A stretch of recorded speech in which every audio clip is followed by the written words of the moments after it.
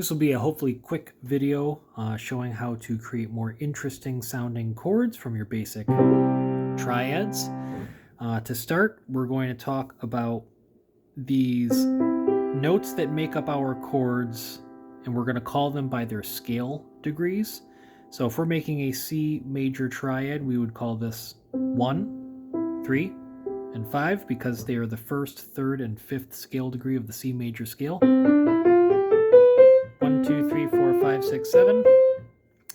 And what we're going to be adding are two new chord tones called extensions.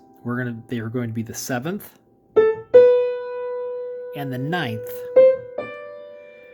And the 9th is kind of interesting because why do we call this the 9th? It's a D. D is really the second scale degree. Well, it comes from that extensions. These are notes that appear typically on top of your chords. And then you have other scale degrees that go up from there, but we won't talk about those today. So the 7th and the 9th is what we're going to be focusing on.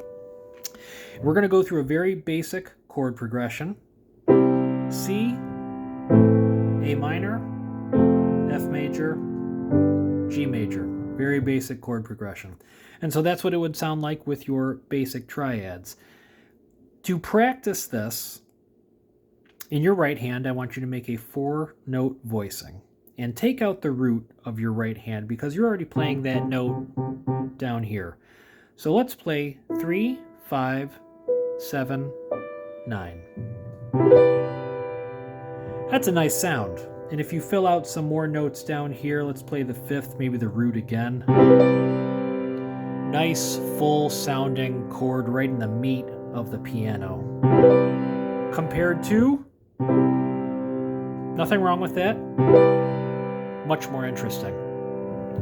So let's go through an exercise and play that exact voicing going from your C chord to your A minor chord to your F chord to your G chord. Now before we do this, this is going to be in a chord family, and this is being played in the key of C major.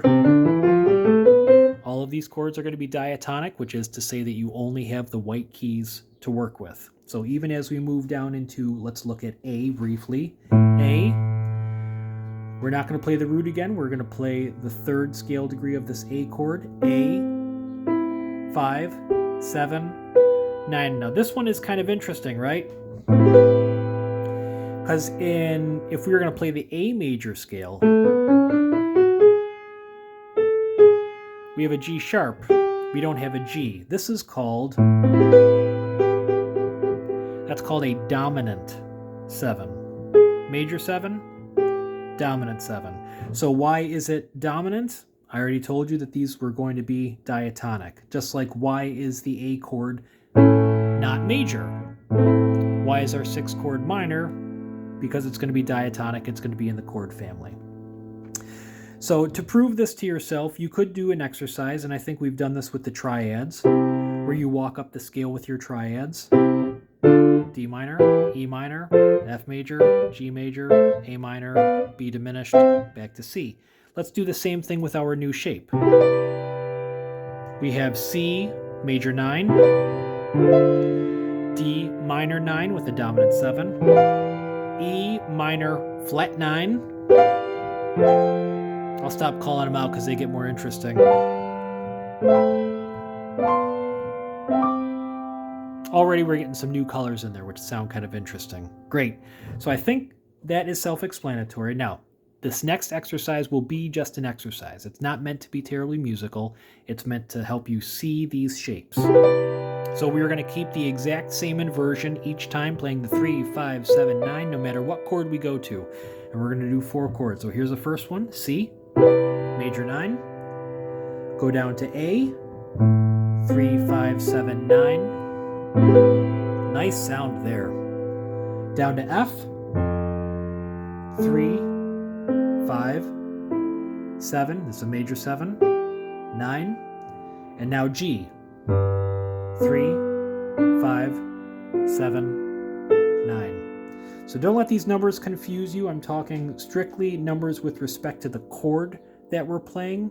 This is going to be different from numbering your chords for where they land with respect to the key, like the 1 chord, the 6 chord, the 4 chord. Each time you do a chord, your frame of reference is going to change when you're naming these scale degrees. 3, 5, 7, 9, 3, 5, 7, 9, 3, 5, 7, 9, 3, 5, 7, 9. Great.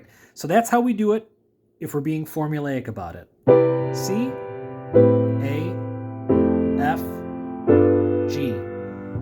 Compare that sound to the major triads only.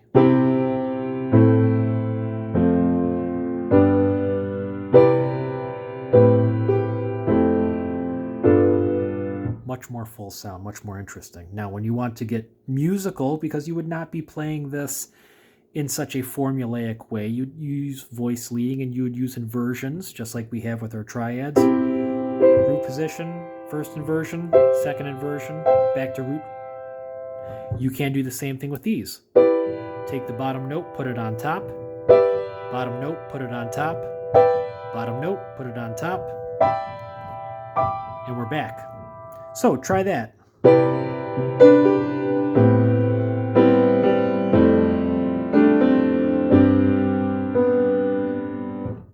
Give it a go. Let me know how you do.